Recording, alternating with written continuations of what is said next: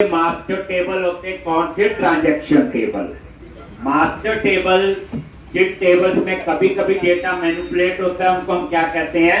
Master table. Transaction table जिन tables में regular changes होते हैं, that is transaction table.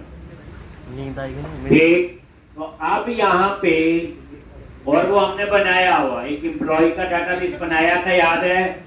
Employ transaction table था और एक डिपार्टमेंट डेजिग्नेशन, दो मास्टर टेबल बनाए थे।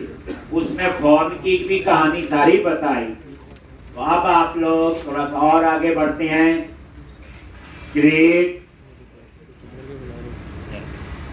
और वही ASP.NET web application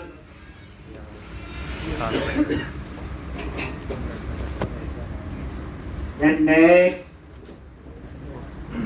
web application और यहां नेम दे दिया एम टैब PSG है, MVC का ही है, और अंडरस्कोर 1031 जैसा सा नाम रख दिया जैसा प्रोजेक्ट, और ब्राउज करके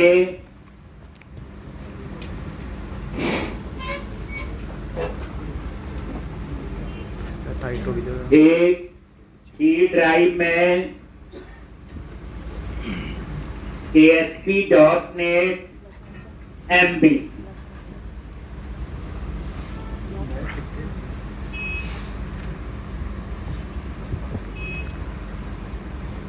फोल्डर ASP.NET MVC। ठीक, then click on create और MVC, सिंपल MVC एप्लीकेशन। सबसे पहले वेब कॉन्फ़िग फाइल में कनेक्शन से पैकेज इंस्टॉल करेंगे, पर इस बार 3 मॉडल बनाएंगे। माइग्रेशन इनेबल करेंगे, ऐड करेंगे और अपडेट। अब देखो ये टिप्स पे हो गई। ठीक, अब इसमें तो याद भी रखने की जरूरत है, अब तो चीजें वैसे पता है। अब यहां पे गए वेब कॉन्फ़िग फाइल और यहां पे आप लोग कनेक्शन स्ट्रिंग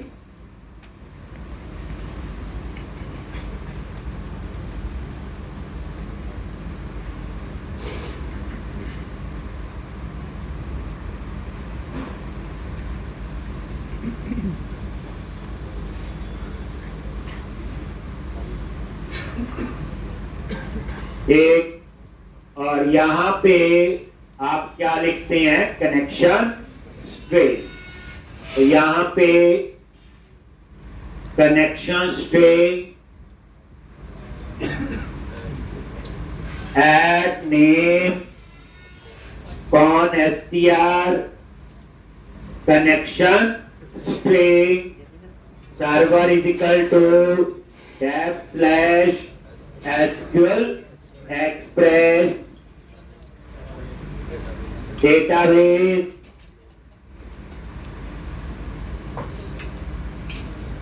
डेटाबेस जिस नाम से डेटाबेस बनाना है। एक डेटाबेस का नेम, तो DB underscore M tab DSG underscore 1031।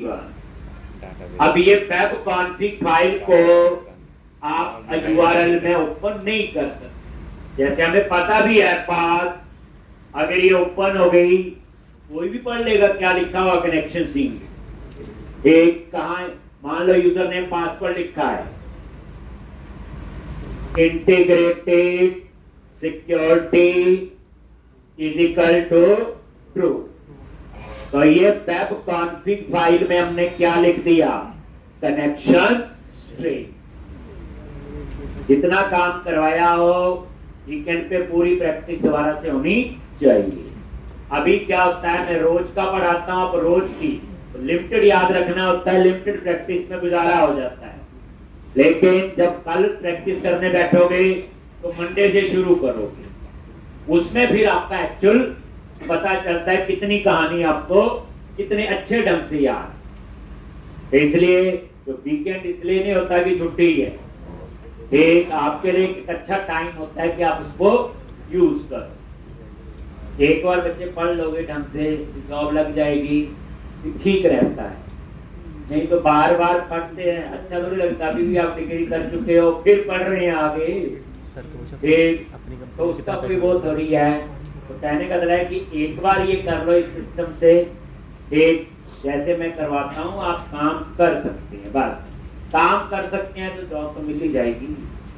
किसी को थोड़े कम पैसे के मिलेगी, किसी को थोड़े ज्यादा की, इतना ही फर्क होगा। वेब कॉन्फ़िग फाइल में कनेक्शन सिंह लिख दिया, फिर क्या करते हो, और टूल्स में गए तो ये वेब कॉन्फ़िग में कनेक्शन सिंह लिख दिया। अब आपने पैकेज इंस्टॉल करना है, टूल्स, नगद package manager, manage NuGet packages for solution. कौन सा पैकेज इंस्टॉल करना और क्यों करना,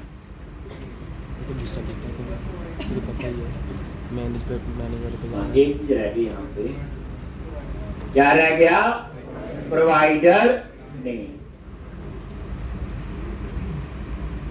system dot data dot SQL client, system dot data dot SQL client.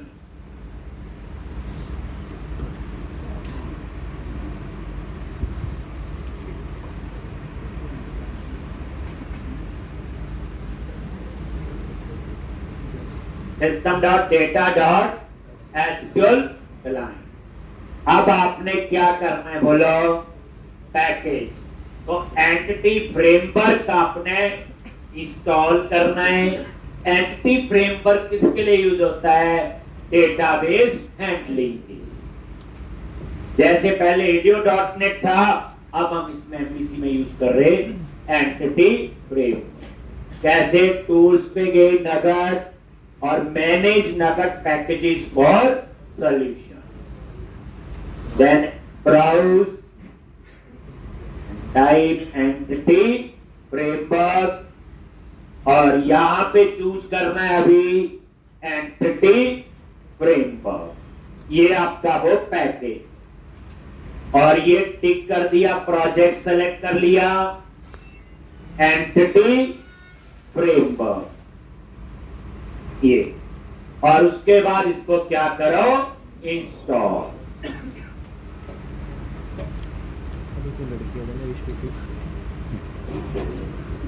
एक ISF, अब ये पैकेज आपका इंस्टॉल हो जाएगा। एक अब देखना है तो पैकेजेस डॉट कॉन्फ़िग में गए और ये वो पैकेज इंस्टॉल हो गया, आगे वर्जन भी आ रहा है। अब उसके बाद क्या करना है बोलो,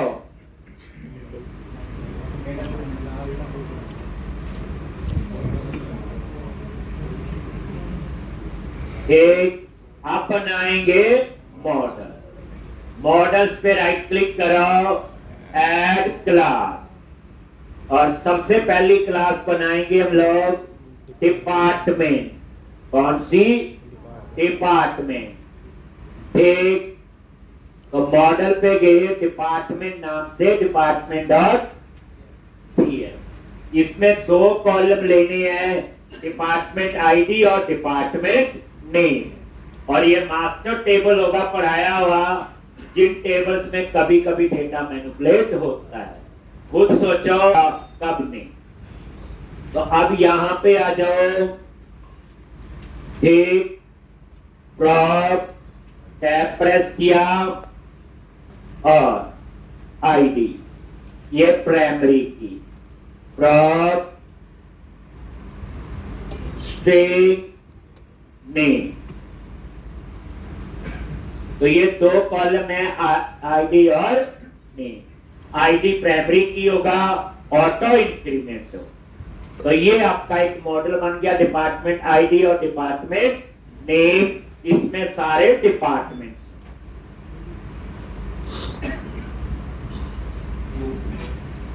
इग्निशन के लिए ये वाला भी आपका क्या है, मास्क। एक 1.5 लेक्चर लगाया हुआ बच्चे, पूरा समझाया हुआ। एक ये वाला डाटाबेस इस प्रोग्राम में, जो नेक्स्ट प्रोग्राम बनाऊंगा उसमें वो कंट्री स्टेट सिटी वाला यूज करवाऊंगा। अब आ जाओ यहाँ पे, मॉडल पे राइट क्लिक किया, ऐड क्लास, और क्लास का नाम लिख दिया डेजिग्नेशन। और यहां पे ये आईडी और नेम।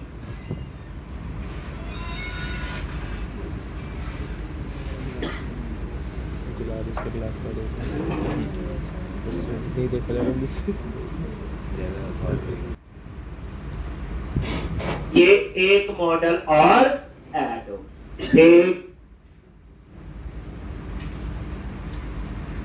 अब ये भी मास्टर टेबल है।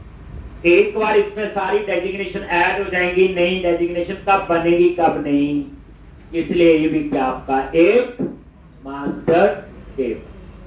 अब हम एक और टेबल बनाएंगे, एम्प्लॉय, किस नाम से, एम्प्लॉय, और उसके अंदर वो आपका ट्रांजैक्शन टेबल होगा, क्योंकि एम्प्लॉय तो ज्वाइन करते हैं, आते हैं, जाते हैं, एक उनकी इंफॉर्मेशन भी अपडेट होती रहती, इसलिए उस टेबल को क्या बोलेंगे, ट्रांजैक्शन टेबल। ठीक, तो ये आपका दो टेबल आपके बन, लेकिन कौन से टेबल बनने कौन से नहीं, ये इंपॉर्टेंट चीज है, तभी आपको थोड़ा मैंने एक बार सिखाया।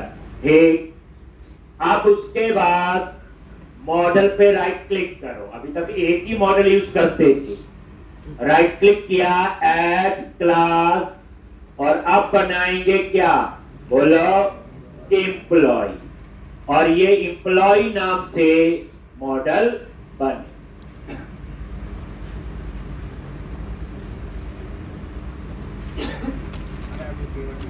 ठीक, और इसके अंदर आप लोग क्या क्या कॉलम लोगे, एक तो आईडी होगा, that is employ ID, primary key होगा, ऑटो इंक्रीमेंट होगा। दूसरा कॉलम कौन सा लोगे, स्ट्रिंग नेम, एम्प्लॉय का नेम। ठीक, स्ट्रिंग एड्रेस, ये एड्रेस, और उसके बाद सैलरी, यहां तक तो हमें पता था। अब यहां पे कॉलम लेना है, डिपार्टमेंट आईडी फॉरेन की बनानी। पहले बताओ फॉरेन की क्यों बनाते हैं, मैं ना बनाऊं फॉरेन की यहां पे तो क्या प्रॉब्लम आई,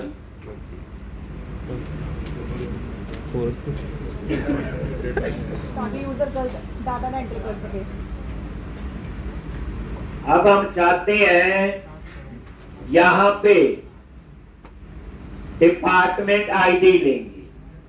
पहली बात, इसका नाम आप कुछ भी रख सकते हैं, बट एक कन्वेंशन, डिपार्टमेंट के साथ बनाना है, तो मॉडल का नाम क्या है, डिपार्टमेंट ऐसे, और आईडी जो है वो इसकी प्राइमरी की है। ये देखो, डिपार्टमेंट, मॉडल का नेम और आईडी क्या है, प्राइमरी की। तो यहां पे आपने क्या लिखा, ये कन्वेंशन है, मॉडल और कॉलम का नेम जो प्राइमरी की कॉलम हो।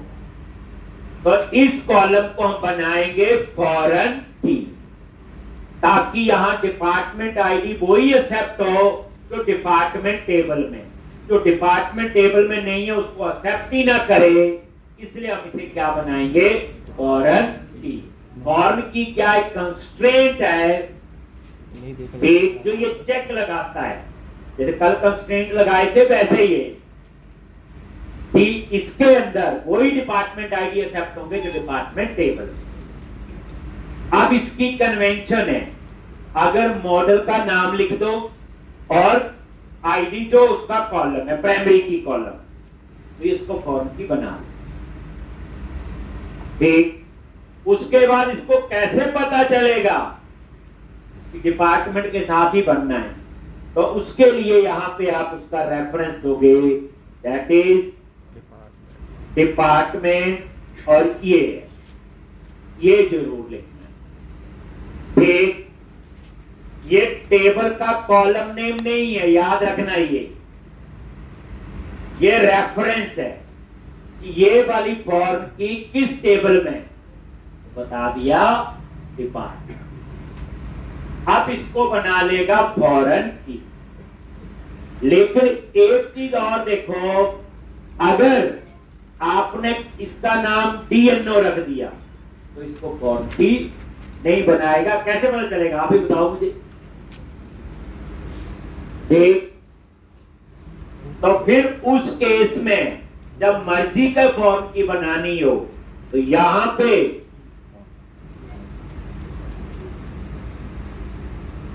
फॉरेन की कंस्ट्रेंट, इसके लिए वो उसकी नेम स्पेस ऐड कर दो, वही system dot component model dot data annotation, वही है फॉर्म की। और यहां पे डबल कोट्स में जिसको फॉर्म की बनाना है यहां लिखना है, इसलिए ये दूसरे टेबल का रेफरेंस है। और उस टेबल में किसको फॉर्म की बनाना है, डिपार्टमेंट।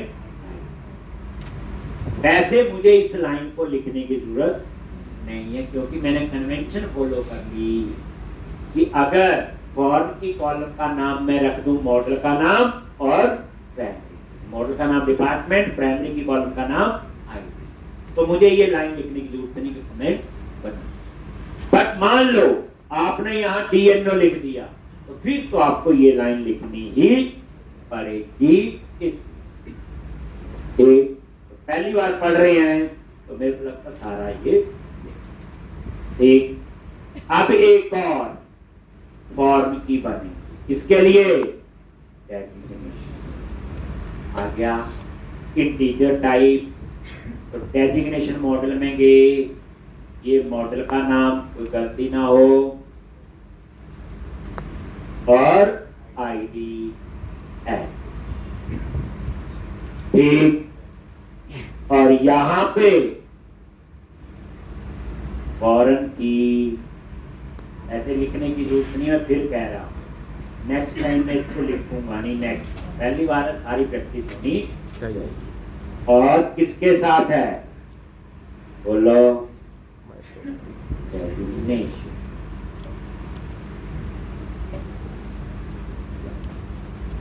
ठीक, तो ये तीन मॉडल अब फॉर्म की क्या होते क्यों बनाते हैं, ये सारा बनाया हो, नहीं तो पुराने रिकॉर्ड देख लेना आप लोग, क्या उस समय डिस्कस कर, एक पूरा टाइम लगाया हुआ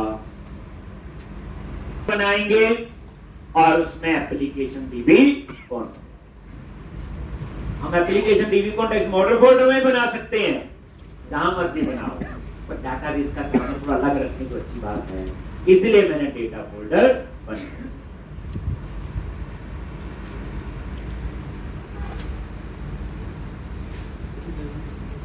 तो अब क्या करोगे, डेटा फोल्डर बनाओ। प्रोजेक्ट पे राइट क्लिक किया, ऐड न्यू फोल्डर, और फोल्डर का नाम है डेटा। ठीक,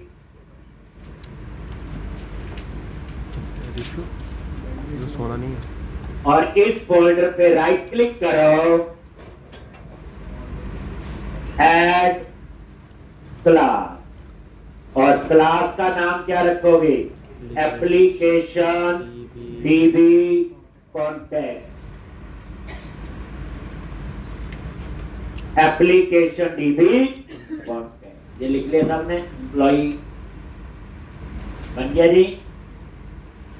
अब आप एप्लीकेशन डीबी कॉन्टेक्ट तो यहां इनहेरिट करोगे किसको, डीबी कॉन्टेक्ट, और इसका नेम स्पेस ऐड करो।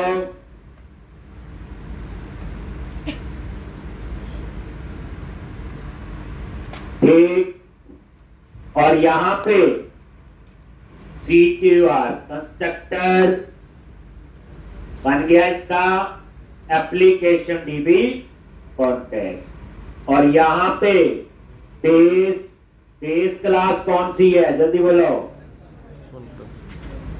बेस क्लास कौन सी है यहाँ पे, बेस क्लास है डीबी कॉन्टेक्स्ट, और बेस जो है वो बेस क्लास के कंस्ट्रक्टर को कॉल कर रहा है, जिसके अंदर हमने क्या पास करना, कनेक्शन स्ट्रिंग। पूरी बात याद रखना।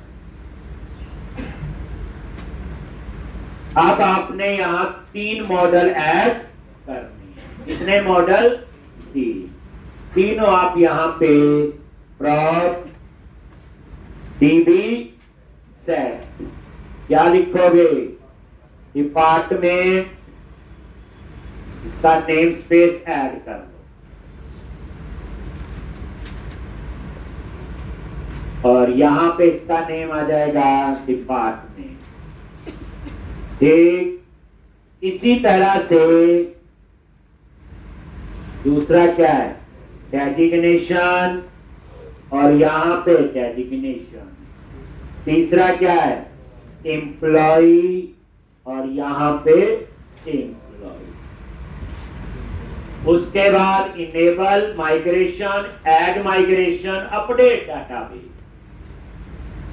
आप पूरा सिलेबस देखना, मैंने क्या बोला, 70 to 80% डाटाबेस हैंडलिंग होती है। आप जो मर्जी प्रोजेक्ट छोटे से लेके बड़ा हो, इसलिए हर एप्लीकेशन में डाटाबेस तो होगा ही। आप तरीके हो जाएंगे आगे आगे जैसे होंगी, लेकिन डाटाबेस हैंडलिंग होती रहेगी। अब आपको एक बच्चा कहता मुझे डाटाबेस नहीं आता, मुझे सिर्फ ASP.NET कोड आती, कोई फायदा नहीं। डाटाबेस टेबल कौन से बनने हैं, कौन सी प्राइमरी की, कौन सी फॉरेन की, उसके बाद ही प्रोजेक्ट शुरू होता है। लैंग्वेज जितनी मर्जी अच्छी सीख लो, कोई फायदा नहीं, वहां तो एक फॉर वाइल ही चलता। माइग्रेशन ऐड करना और अपडेट डाटा। अब ये देखो ना, जब प्रैक्टिस पहली बार करते कितना मुश्किल ही लगा था, याद होगा आपको, पहली बार करवाया था। अब आप देखो यही चीजें टेक्स्ट पे, अब आगे इसमें कुछ नई चीज आएगी वो पढ़ लेनी हमने।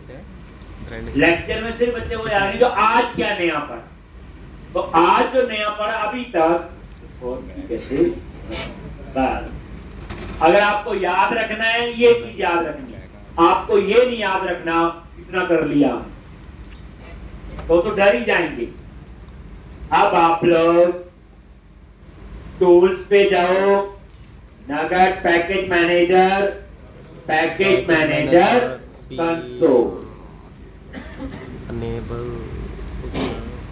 एक एक्साइटमेंट क्या लिखना है, इनेबल हाइफन माइग्रेशन। पढ़ता मैं माइग्रेशन ये पढ़ता हूँ, मेरे को याद है। अब आएगा आपके दोनों मिलकर पेड़ हैं, ये दोनों मिलकर पेड़ को गंदा रहा है। एक इनेबल हाइफन माइग्रेशन, उससे वो माइग्रेशन फोल्डर बन जाए। उसके बाद ऐड हाइफन माइग्रेशन इनेबलो, ये भी लिखना एक इनेबलो। ये जब पहली माइग्रेशन चलाते हैं तो यही नाम रख देते हैं, इनिशियल लोड। अब इस समय टेबल भी बनाएगा और डाटाबेस भी बनाएगा। नेक्स्ट टाइम तो डाटाबेस नहीं बनाता, टेबल में कोई चीज होती है। और अब एक फाइल बन जाएगी माइग्रेशन फोल्डर में ये। और इसको नजर मारो। अब यहाँ पे आपकी एक्साइटमेंट होनी चाहिए और किसी ने क्या लिखा, बाकी तो पता ही था। एक नजर मारनी जरूर। Create table, department ID, department name, और ये देखो प्राइमरी। ठीक, उसके बाद डेजिग्नेशन आईडी और नेम, उसके बाद एम्प्लॉय में ID, name, address, department ID और ये देखो ये आईडी प्राइमरी की है और नीचे नजर मारो फॉरेन की क्या है, डिपार्टमेंट आईडी। फॉरेन की क्या है, डेजिग्नेशन आईडी। किसके साथ, डिपार्टमेंट और डेजिग्नेशन के साथ। और नोटिस करो इसके ऊपर ऑटोमेटिकली क्या हुआ, इंडेक्स। इंडेक्स टू टाइप्स के, क्लस्टर और नॉन क्लस्टर। प्राइमरी की पे कौन सा, क्लस्टर। क्लस्टर एक टेबल पे एक हो सकता है, इसका मतलब ये इंडेक्स जो बने हैं कौन से हैं, ये cluster index, sorry non cluster index. क्या फायदे हैं, परफॉर्मेंस बेटर होगी। कल को मुझे स्पेसिफिक डिपार्टमेंट के सारे एम्प्लॉय चाहिए तो सर्च फास्ट होगी। इंडेक्स किसके लिए होता है, डाटा रिट्रीविंग फास्ट कर। जहां मुझे रुकते हैं वहां पूरी कहानी सी बना दो, क्या हुआ। अब इस कहानी में एक नया आ गया, कास्केड लीक। क्या चीज है, आपने नजर नहीं मारी, मैंने मार दी थी, इसलिए मैंने पूछा, बताओ। जैसे एक पिक्चर चली होती ना, तो बीच में कोई बंदा आ जाता, थोड़ी देर पता नहीं लगता आया क्यों है, थोड़ी देर बाद समझ आता वो क्यों आया था। तो बताओ कास्केड डिलीट इस कहानी में क्यों आया।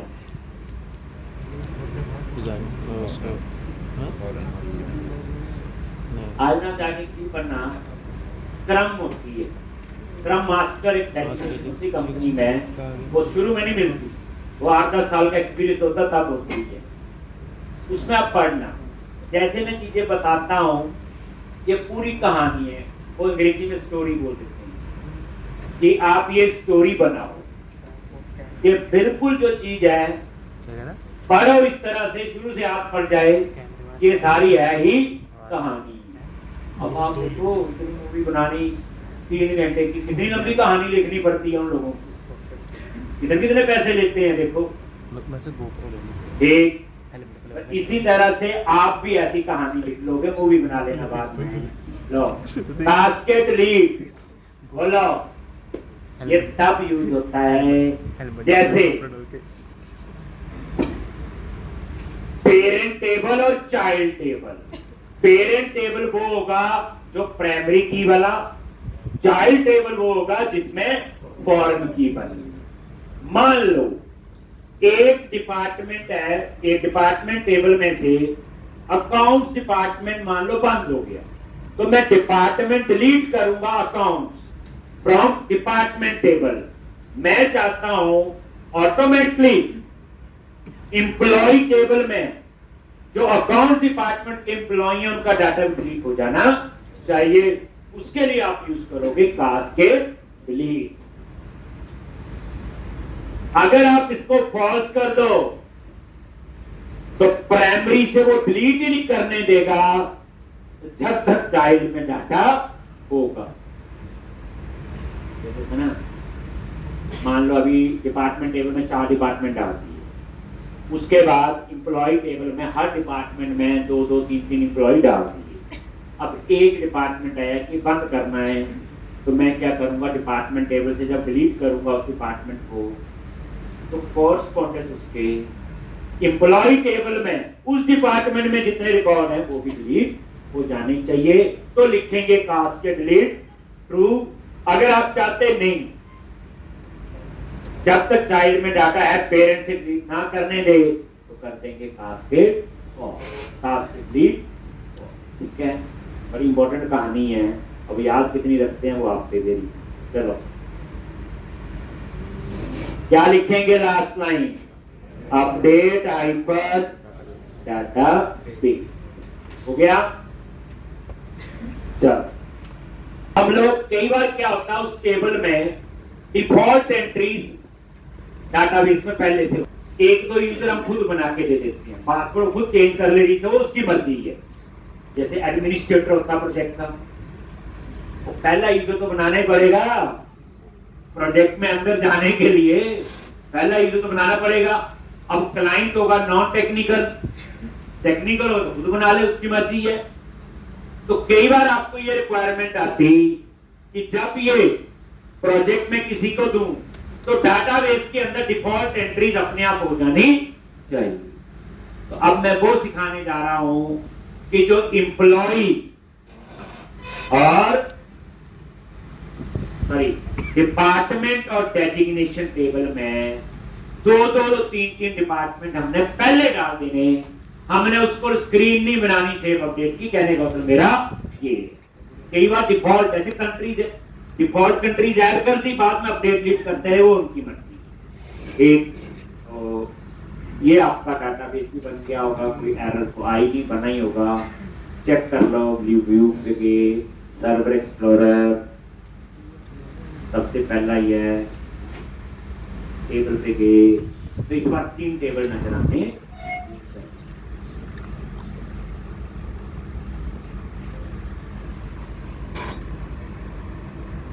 एक क्वेश्चन इसके बाद और है, जब किसी को बनाएंगे और फिर शुरू करेंगे फटेगा ना पिक्सल और से क्या ASP.NET Core। ASP.NET Core पे में 5, 6 या 7 लेक्चर मैक्सिमम लगेंगे बस। उसके बाद फिर प्रोजेक्ट बेस्ड ट्रेनिंग शुरू होगी। तो वो प्रोजेक्ट हम लोग बनाएंगे, भी प्रोजेक्ट ही बनाना। ये आ गया डिपार्टमेंट, अभी तो खाली है टेबल, कोई डाटा डाला ही नहीं तो कहां से आएगा। तो अब आप लोग, तो यहाँ पे आपने डाटाबेस के टेबल में, जब मैं डाटाबेस किसी को दूं तो उसमें कुछ डिपार्टमेंट और डेजिग्नेशन अपने आप ऐड होने चाहिए। तो उसके लिए क्या करोगे, ये नई चीज है। टूल्स पे गए,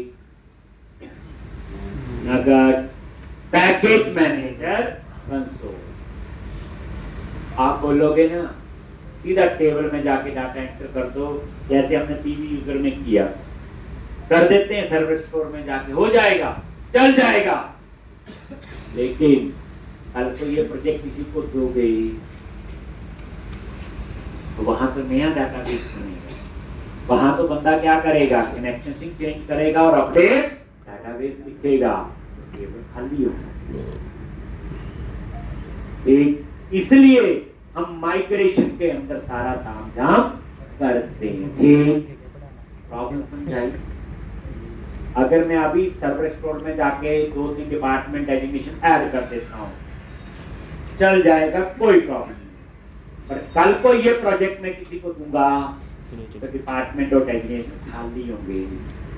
तो हम लोग इस चीज को माइग्रेशन के थ्रू मैनेज करें। तो आता ही आपको टूल्स पे गए, पैकेज मैनेजर कंसोल,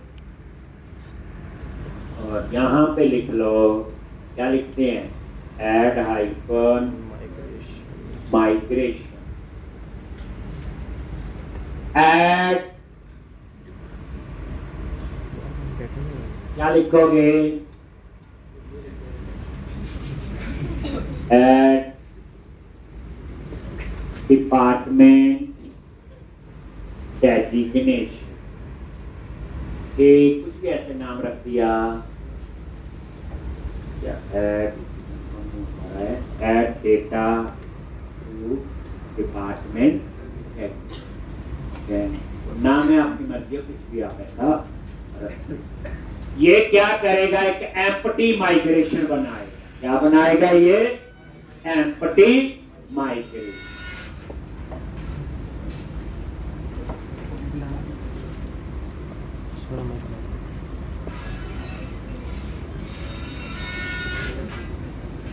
ये देखो, और ये कहां बन गया होगा, migration folder, empty migration. Empty बनी ना, कुछ लिखा तो है नहीं। अब यहां पे आ जाओ, अप मेथड, ये देखो यही आया ना क्लास का नेम। और यहां पे आपने क्या लिखना है, एसक्यूएल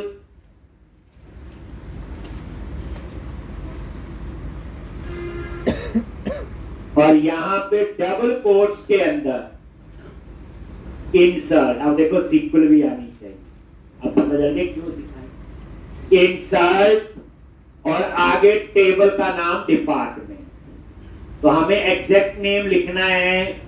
तो एप्लीकेशन डीबी कॉन्टेक्स्ट में जो नेम होता है ये वाला ही बनता है, ठीक। टेबल का नेम, वैल्यू, सीक्वल की क्वेरी है, अब चल गया सीक्वल हम चलती है।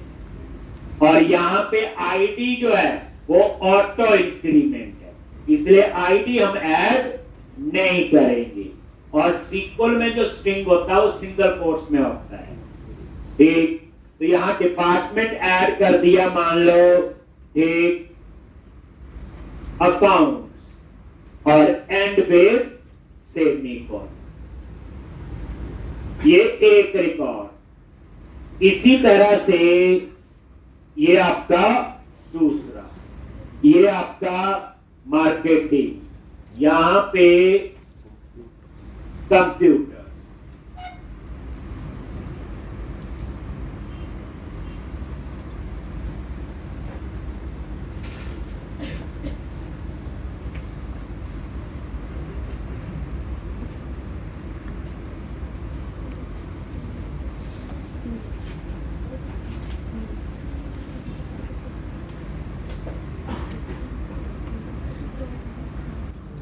तो ये डिपार्टमेंट ऐड होंगे, ठीक। यानी ये वाला जो हो गया किसके लिए, ऐड डिपार्टमेंट। अब हमने क्या ऐड करने हैं, बोलो डेजिग्नेशन,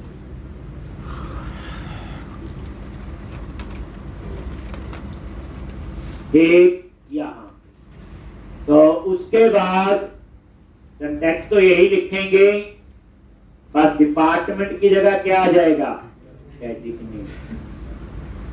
तो इस तरह से, और यहां पे दे दिया मैंने PM, project manager, team lead, और क्या आएगा,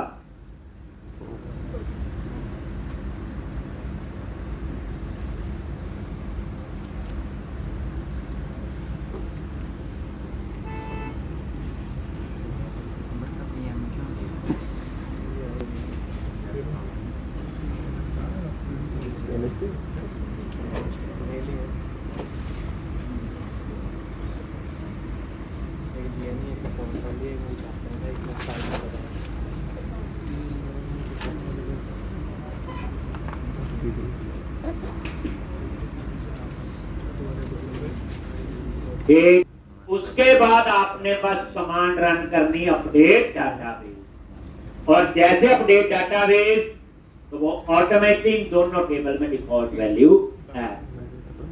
क्या पता चला आपको, टेबल में पहले से डिफॉल्ट डेटा ऐड करना है, then add empty migration and update data, ठीक है जी।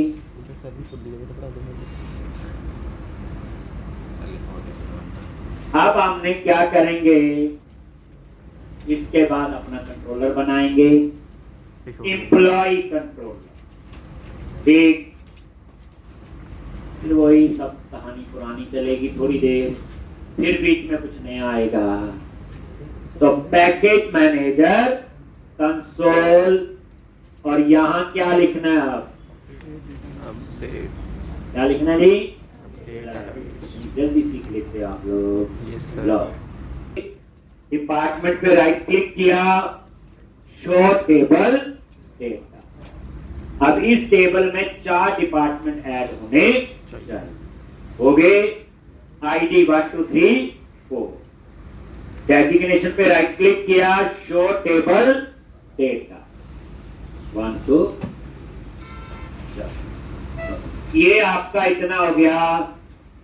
अब उसके बाद क्या करेंगे, आप बनाएंगे कंट्रोलर। कंट्रोलर पे राइट क्लिक करो, ऐड कंट्रोलर।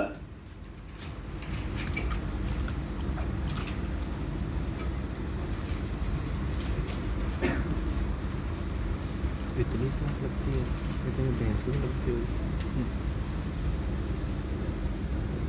एक एम्प्लॉय कंट्रोलर, एक डाटाबेस एक्सेस करना है, तो यहीं पे क्या लिखेंगे, बोलो जल्दी आप। Private read only application TB context.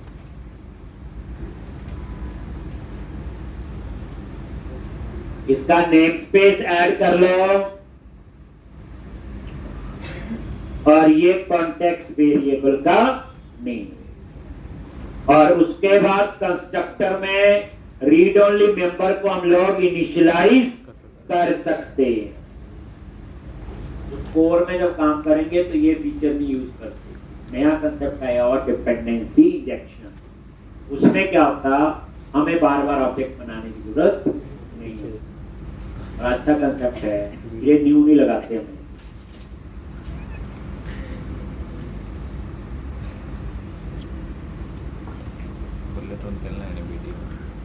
अब उसके बाद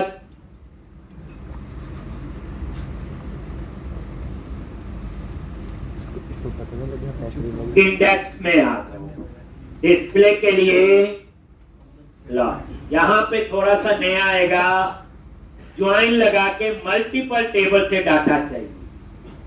जैसे मुझे इंप्लॉय की इंफॉर्मेशन चाहिए है, मुझे उस इंफॉर्मेशन में डिस्प्ले करवाना है इंप्लॉय का नेम, एड्रेस, सैलरी, डिपार्टमेंट का नेम और डेजिग्नेशन का नेम। तो ज्वाइन लगाते थे, याद है?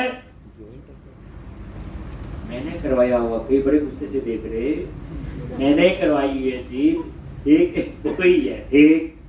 अब आपने क्या करना, अब ये लाइन आप थोड़ा सा समझेंगे और अच्छे तरीके से। अब बैड डाटा टाइप की सारी कहानी पता है, और यहां पे लिख दिया नेम एम्प्लॉइज लिस्ट, और यहां पे कॉन्टेक्स्ट डॉट एम्प्लॉय। अभी तक हम ऐसे लिखते थे डॉट टू लिस्ट, और अब ऐसे नहीं लिखेंगे। ये सिर्फ मुझे एम्प्लॉय टेबल की इंफॉर्मेशन देगा। मुझे तो एम्प्लॉय का डिपार्टमेंट भी चाहिए होगा और डेजिग्नेशन, तो उसके लिए डॉट इंक्लूड। और ये जो इंक्लूड है इसका नेम स्पेस अलग से ऐड करना, ध्यान से। पता नहीं लगता इसमें, बट इन नेम स्पेस चाहिए इंक्लूड के लिए। System dot data dot entity, system dot data dot entity, और इसके अंदर ई वेरिएबल लैम्डा एक्सप्रेशन। अब ई किस टाइप का होगा, एम्प्लॉय टाइप का। ये देखो माउस, देख ई किस टाइप का होगा आपका, एम्प्लॉय टाइप का, नीचे लिखा हुआ। तो ई डॉट डिपार्टमेंट। अब ये ई डॉट डिपार्टमेंट तभी आया अगर मैंने इसे फॉर की बनाया। अब पता चल गया बनाना ही पड़ेगा। देख लो, नहीं याद आया, डिपार्टमेंट पे देखें आफ्टर प्रेस कर कहां जाता है, वो देखो कहां गया, एम्प्लॉय के डिपार्टमेंट। इसलिए ये वाली प्रॉपर्टी लेनी पड़ती है। टेबल में नहीं बनते ये दोनों, देखा होगा आपने, वहां सिर्फ डिपार्टमेंट आईडी था और डेजिग्नेशन आईडी। फिर डॉट इंक्लूड, मुझे डिपार्टमेंट भी चाहिए, तो डेजिग्नेशन, ई डॉट डेजिग्नेशन, और लास्ट में क्या लिख दिया, डॉट टू लिस्ट।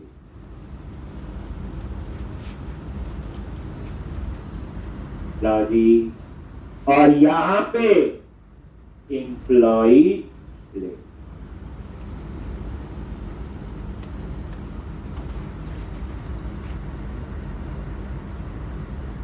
पहली बात फॉर्म की बनी होनी चाहिए। ज्वाइन के लिए इंक्लूड होता है, बस इतना याद रख लो। उसने तो बताया हो कैसे लिखते। अब मेरे को याद आ गया, भूल गए थे, मान लो कि जो एम्प्लॉय मॉडल है उसमें ना कुछ वैलिडेशन भी लगा देते हैं। आती जो चीज आती हो अप्लाई कर देनी चाहिए। दूसरी बात याद आ गया, इसके ऊपर एक थीम भी अप्लाई कर लेते हैं, बूट स्वेट्स पे जाके, तभी पुरानी प्रैक्टिस होगी, नहीं तो भूल जाएंगे। ये लिख लिया। अब हम इसका क्या बनाएंगे फिर, व्यू। व्यू कैसे बनाते हो, right click, add view, MBC, file view और ऐड कर, ठीक। और ये व्यू बन जाएगा। व्यूज फोल्डर के अंदर एम्प्लॉय नाम से फोल्डर होगा। अब चलो जो भूल गए मान लो, बाद में क्लाइंट ने बोला, या ये भी हो सकता है एम्प्लॉय पे गए, जैसे नेम को खाली नहीं छोड़ सकते, क्या लगाना है यहां पे, रिक्वायर्ड, ठीक। और इसका नेम स्पेस है system dot data dot component model dot data annotation, ठीक। एड्रेस पे भी चाहिए रिक्वायर्ड, सैलरी पे तो होगा ही क्योंकि इंटीजर में नल नहीं आ सकता। डिपार्टमेंट आईडी, इसमें भी रिक्वायर्ड की जरूरत नहीं क्योंकि इंटीजर है, इसमें नल आ ही नहीं सकता। डेजिग्नेशन पे भी नल नहीं आ सकता, इंटीजर है ना, इंटीजर की डिफॉल्ट वैल्यू 0 होती है, ठीक। अब ये डिफॉल्ट वैल्यू 0 कब होगी, जब हम एम्प्लॉय क्लास का ऑब्जेक्ट बनाएंगे। जैसे हम ऑब्जेक्ट बनाएंगे तो इसका डिफॉल्ट कंस्ट्रक्टर कॉल होगा। डिफॉल्ट कंस्ट्रक्टर का काम यही होता, जितने भी उस क्लास के मेंबर हैं उनको इनिशियलाइज करना। इंटीजर होगी तो 0, स्ट्रिंग होगी नल। ये फायदा होता है डिफॉल्ट कंस्ट्रक्टर का। आगे कहानी ये भी आई, देखिए आप ये चल जाएंगे, नहीं लगा तो दिया रिक्वायर्ड, ये मुझे एरर देगा क्योंकि जब आप रिक्वायर्ड वाला वैलिडेशन लगाते हो तो इसका चेंजेस डाटाबेस में होता है। अभी आप एक नजर मारो, पुरानी माइग्रेशन पे गए, इनिट लोड में, आगे ध्यान से देखना, ये देखो नेम में नल आ सकता है, नल लेवल फॉल्स नहीं लिखा होगा। एड्रेस में नल आ सकता है, नल लेवल फॉल्स, और बाकी सब में नल लेवल फॉल्स आ रहा है क्योंकि टीचर है, तीसरे बताने की जरूरत। अब इनके में भी नल लेवल फॉल्स चाहिए, तो मैंने मॉडल में जाके चेंज कर दिया। तो जब आप रिक्वायर्ड डिस्प्ले है तो नहीं, डिस्प्ले का कोई वो नहीं। लो अब इसके लिए फिर क्या चलाओगे, माइग्रेशन, ठीक। कैसे, मतलब ये हुआ कि मॉडल में जब आपने वैलिडेशन लगाई और जिस वैलिडेशन का इंपैक्ट डाटाबेस के अंदर मॉडल में होगा तो माइग्रेशन चलानी पड़ेगी, जिसका नहीं होगा तो माइग्रेशन चलाने की जरूरत नहीं। दो भी दिखाऊंगा। टूल्स पे गए और पैकेज मैनेजर कंसोल,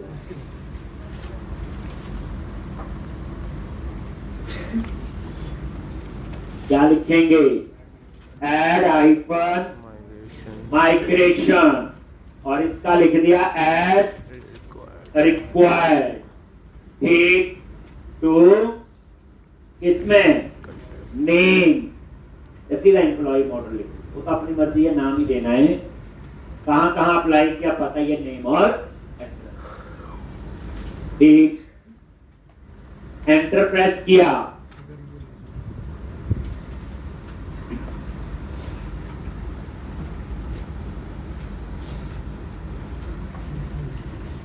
यह देखो अभी माइग्रेशन में देखना क्या हुआ।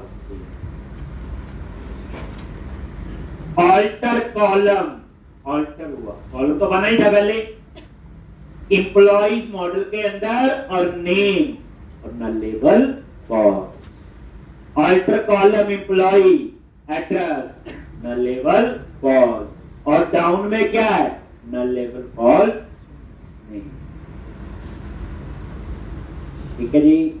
अब मैं वहां लिखूंगा अपडेट डेटाबेस और ये अपडेट बात समझा गई। ठीक। कई बार क्या वैलिडेशन लगानी है जिसका इम्पैक्ट डाटाबेस के अंदर टेबल में होगा तो माइग्रेशन चलानी पड़ेगी, जिसका नहीं होगा उसको चलाने की जरूरत नहीं।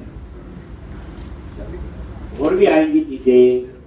अब हम लोगों ने क्या करना है व्यू बना, क्या बनाना है व्यू। बट पहले हम उस पर अप्लाई करेंगे एक थीम।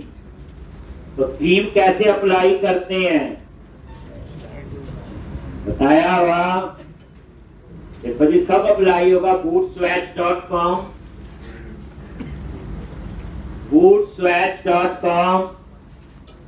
वर्जन 3 यूज हो रहा है इसमें, वर्जन 3। और कौन सा की जो चाहिए आप यूज कर सकते हो।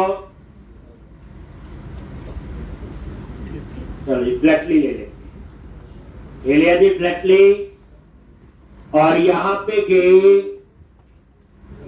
bootstrap.css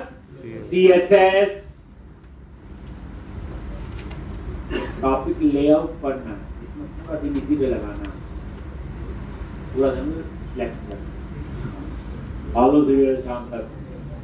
लो जी कॉपी किया किसको बूटस्ट्रैप का कॉपी कर लिया, प्रोजेक्ट में गए, कंटेंट फोल्डर में गए और उसके अंदर फाइल है bootstrap.css क्लिक किया और इसमें जो ये कहानी लिखी इसको डिलीट कर दिया और इसकी जगह वो पेस्ट कर दिया। बस हो गया। क्या किया मैंने पिछली बार तो बड़ा तरीका बता बूस्टर डाल दीजिए। यही तो है बच्चे। इतनी बार कोड अगर अंडरस्टैंड हुआ, मैंने क्या किया पुराने वाली जो बूटस्ट्रैप की फाइल थी मैं उसी में ही रिप्लेस कर दिया कहानी। और ये bootstrap.css ऑलरेडी आपकी बंडल में है। ये देखो कौन सा बंडल होता है ये वाला और इसमें कौन सी है कंटेंट फोल्डर के अंदर। और ये वाला बंडल जो है वो ऑलरेडी ऐड है कहां पे व्यूज के अंदर शेयर्ड में लेआउट में सबसे ऊपर। अब जरूरी थोड़ा पहले फाइल बनाओ कंटेंट फोल्डर में रखो फिर बंडल चेंज करो फिर उसको वहां पे, वो भी ठीक है। उससे आपको एक पूरा फ्लो पता चल गया कैसे काम हो रहा है। और जब एक्सपर्ट हो जाते शॉर्ट रास्ते पे पता चल जाते हैं ना। कई बार आप नए के चंडीगढ़ आए हैं किसी सेक्टर से आते होंगे, वो पूरी बस वाली सड़क से आते होंगे घूम घूम के, तब थोड़े दिनों बाद रास्ता पता चल जाता ठीक। तो फिर तुमको कहीं से भी और इसमें आपको खास चेंज नजर नहीं आएगा। मेरे जो लगता है उसके ऊपर हम लोग जब बूटस्ट्रैप की क्लासेस यूज करेंगे, देखो इसने बूटस्ट्रैप की फाइल दी है, अब इसकी क्लासेस हमने यूज करनी है ठीक। जब हम इन क्लासेस को यूज करेंगे देखो थोड़ा चेंज हुआ है। अब उसके हिसाब से टेक्स्ट प्राइमरी का कलर थोड़ा सा अलग होगा ठीक। बीटीएन सक्सेस का कलर अलग होगा, थोड़ा सा चेंज होगा एज पर जैसे थीम बना होता है उसके हिसाब से। लो ये भी कर लिया। कितना टाइम लगा? बिल्कुल नहीं जी। लो जी ये भी अप्लाई हो। अब आप लोग यहां पे गए कंट्रोलर में अपने और जहां हम काम कर रहे हैं। अब हम जाएंगे इंडेक्स पे। इस पे जाएंगे इंडेक्स पे गो टू व्यू। हम इस पे अपना कोड लिखेंगे। अब यहां कोड लिखना है ठीक। तो @ मॉडल और यहाँ कलेक्शन है, जब टू इनमरेबल, और यहाँ पे प्रोजेक्ट का name dot model dot employee आ गया जी। अब साथ साथ इसको रन करके भी देखना अपने, पहले ये हेडिंग दे लेते हैं H2 employees list plus tax icon primary tax icon centre. New करवा दो।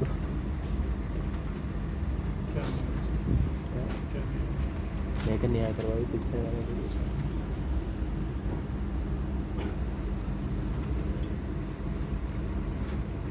हिला दी हिला दी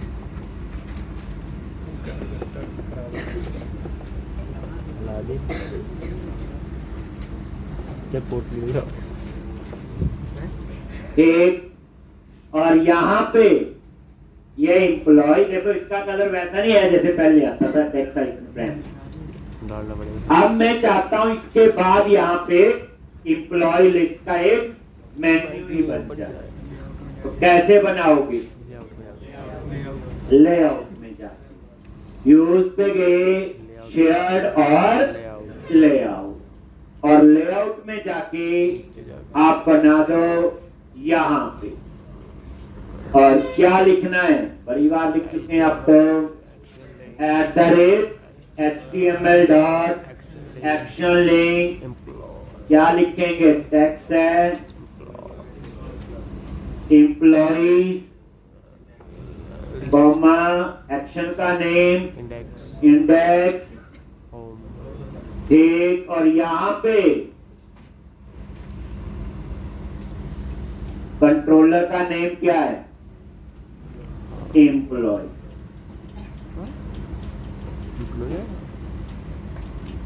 होम आएगा ठीक, और ये आप यहाँ पे रिफ्रेश करके एक नजर मार सकते हो, ये लिखा क्लियर है, ये लिखा। अब हम इस इंडेक्स के पेज का वैसा डिजाइन बनाएंगे, टेक्स्ट बॉक्स लगेंगे, लूप लगा के डेटा डिस्प्ले करेंगे, और वो एक create new edit detail delete सारा। फिर उसके बाद नई चीज क्या आएगी? जो इस बार व्यू बनाएंगे, क्रिएट और एडिट के लिए हम लोग एक ही व्यू बनाएंगे।